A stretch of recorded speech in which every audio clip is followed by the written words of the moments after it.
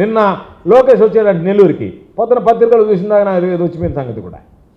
మీకున్నటువంటి క్రేజ్ అది. మిమ్మల్ని చూడడానికి ఎవరు వస్తారు? అందులో పాపం నిన్నేదో ముఖ్యమంత్రిని చేయాలని వర్కింగ్ ప్రెసిడెంట్ చేశారు, ముఖ్యమంత్రిని చేయాలని తహతహలాడుతున్నారు, తాపత్రయపడుతున్నారు. కాబోయే ముఖ్యమంత్రి అంటే ఎంత క్రేజ్ ఉండాలి నీకు? కుర్రోడివి, అధికారంలో ఉండేవాడివి, ఉప ముఖ్యమంత్రి స్థాయిలో ఈరోజు అన్ని ఉప ముఖ్యమంత్రి కన్నా పెద్ద స్థాయిలో షాడో ముఖ్యమంత్రిలాగా చక్రం తిప్పేవాడు. నువ్వు వస్తే కనీసం అక్కడ ఈరోజు ఒక వీడియో చూసినా నేను, మీ నాయకులు నిలబడి మీరు రిసీవ్ చేసుకున్నారు, ఆడి జనం కూడా లేరా? ఎవరు అసలు పట్టించుకోలేదు నీ రాకరే. అందుకని నీలాగే అందరూ ఎందుకుంటారు? చంద్రబాబు నాయుడు లాగా లోకేష్ లాగా ఉండరు జగన్మోహన్ రెడ్డి గారు అంటే. జనం ఎగబడతారు, జనం వస్తారు, మీ కడుపు మంటంతా అది. కాబట్టి మీరు జనం తోలినా మొన్న సూలూరుపేట మీటింగ్లో సంజయ్ గారి కాన్స్టిట్యున్సీలో పెట్టారు.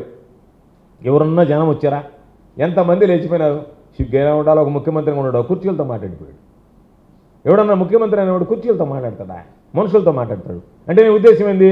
కుర్చీలు ఉన్నా లేకపోయినా నాకున్నటువంటి అనుకూల మీడియా ఉంది కాబట్టి నాకు దాని ద్వారా చూపిస్తారని చెప్పి మాట్లాడు. కాబట్టి ఎర్రటి ఎండల్ని సైతం లెక్క చేయకుండా నిన్న జగన్మోహన్ రెడ్డి గారి జనానికి మీడియానే సాక్ష్యం.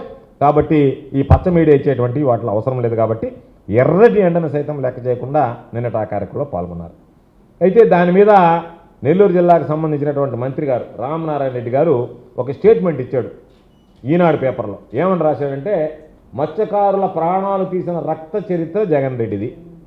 ఇది ఆయన చెప్పినటువంటి స్టేట్మెంట్. దీంట్లో ఆయన ఒక ఫోటో కూడా చూపించాడు, పోలీసులు కాల్చే ఫోటో. దాంట్లోనే చెప్పాడు ఇది 2011లో సోంపేటలో జరిగింది, శ్రీకాకుళం జిల్లాలో అని. దీనిలో ఆయన చెప్పినటువంటి ఒక సీనియర్, చాలాసార్లు మంత్రిగా పనిచేశాడు, వాళ్ళు ఎవరో రాసిచ్చినటువంటి కాగితం చదివితే నువ్వు కనీసం అర్థం చేసుకోవాలి కదా, చదవేటప్పుడు దాన్ని కనీసం అండర్లైన్ చేసుకోవాలి కదా. 2011లో ఎవరున్నారు? జగన్మోహన్ రెడ్డి గారు ఉన్నారా? మీరున్నారా? మంత్రిగా ఎవరు పనిచేశారు? రామనారాయణ రెడ్డి గారు సమాధానం చెప్పాల్సింది నువ్వు చెప్పినటువంటి స్టేట్మెంట్కే. 2011లో ఎవరున్నారు? ఒక పాయింట్, దానికి సమాధానం చెప్పగలరా? దాంతోపాటు రాసిచ్చింది చదివి వెళ్ళిపోవడం కాదు.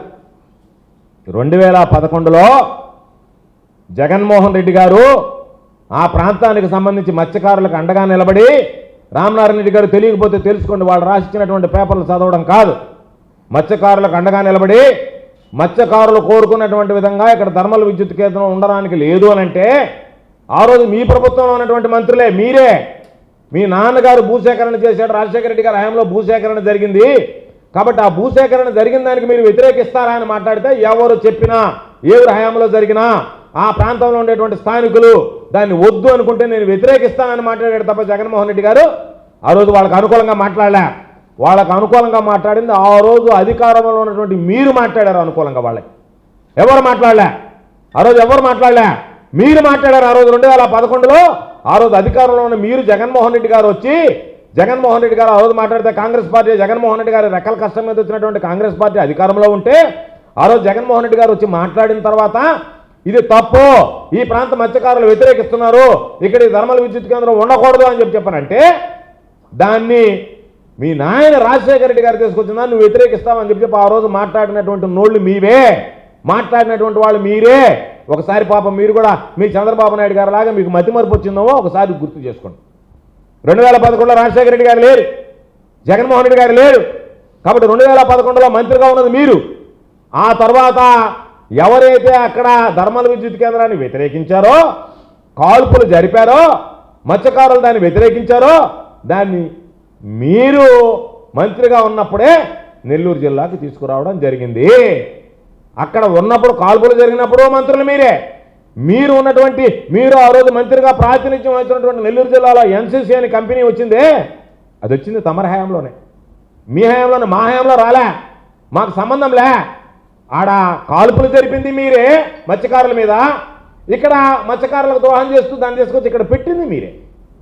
రెండు జరిగింది 2011లోనే. ఎప్పుడో నెల్కాస్ట్రోల్ దానికి సంబంధించి అనుమతులు కావాలని చెప్పి భూసేకరణ పూర్తి చేస్తే హడావిడిగా ఎన్సీసీ వాళ్ళు ఇక్కడికి వస్తే వాళ్ళకి మీరు రెడ్ కార్పెట్ పరిచి ఇక్కడ అనుమతులు ఇచ్చారు, అక్కడ మీ హయాంలో కాల్పులు జరిపారు.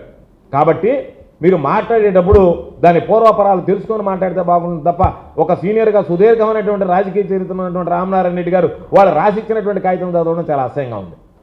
దాంతోపాటు ఇంకొక మాట అన్నాడు, అసలు దానిని ఆ ఫిషింగ్ హార్బర్ నిర్మాణమే మా హయాంలో జరిగింది అని అన్నాడు ఆయన. మీరున్నారు, మా పార్టీలోనే ఉన్నారు కొద్ది రోజులు, ఎమ్మెల్యేగా కూడా 2019లో వెంకటగిరి నుంచి ప్రాతినిధ్యం వహించారు.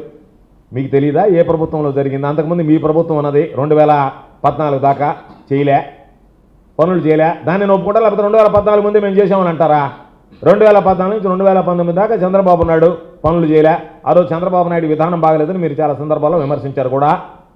ఈరోజు ఆయన నెత్తికెత్తుకొని ఉండొచ్చు, అది వేరే విషయం. ఈరోజు అధికారులు ఉండరు, మంత్రి పదవి ఉంది కాబట్టి. 2019 దాకా పని జరగలే. 2019 విద్యుత్ వినియోగదారులకి శుభవార్త. కరెంటు బిల్లు ఎక్కువ వస్తుంది అని బాధపడుతున్నారా? ఏసీ మరియు ఇతర ఎలక్ట్రికల్ గీజర్లు, హోమ్ అప్లయన్సెస్ వాడకంలో పొదుపు చేస్తున్నారా? ఇప్పుడే నిర్ణయం తీసుకోండి. కేంద్ర రాష్ట్ర ప్రభుత్వాలు పీఎం సూర్యగర్ పథకం ద్వారా 78,000 సబ్సిడీతో మరియు వినియోగదారులకు తక్కువ ఖర్చుతోనే బ్యాంక్ లోన్ సదుపాయం, తక్కువ 65 పైసల వడ్డీతో మీరు కట్టే కరెంటు బిల్లు బ్యాంకు ఈఎంఐ కట్టే విధంగా ప్రముఖ కంపెనీలు టాటా, అదానీ, వారీ, సోలార్ 25 సంవత్సరాల కంపెనీ వారంటీతో ఉచిత డాక్యుమెంట్ ఛార్జీలతో మా సిబ్బంది ద్వారా నిర్ణీత సమయంలో సమకూర్చబడును. కనుక ప్రతి ఒక్కరూ ఈ అవకాశాన్ని సద్వినియోగం చేసుకోండి. పూర్తి వివరాలకు ఈ క్రింది నంబర్లకు సంప్రదించండి. 9985299995, 9490471476, 9177038604. టెరోసోల్ green energy solutions private limited. Andhra Pradesh అన్ని జిల్లాల్లో అందుబాటులో ఉన్నాయి.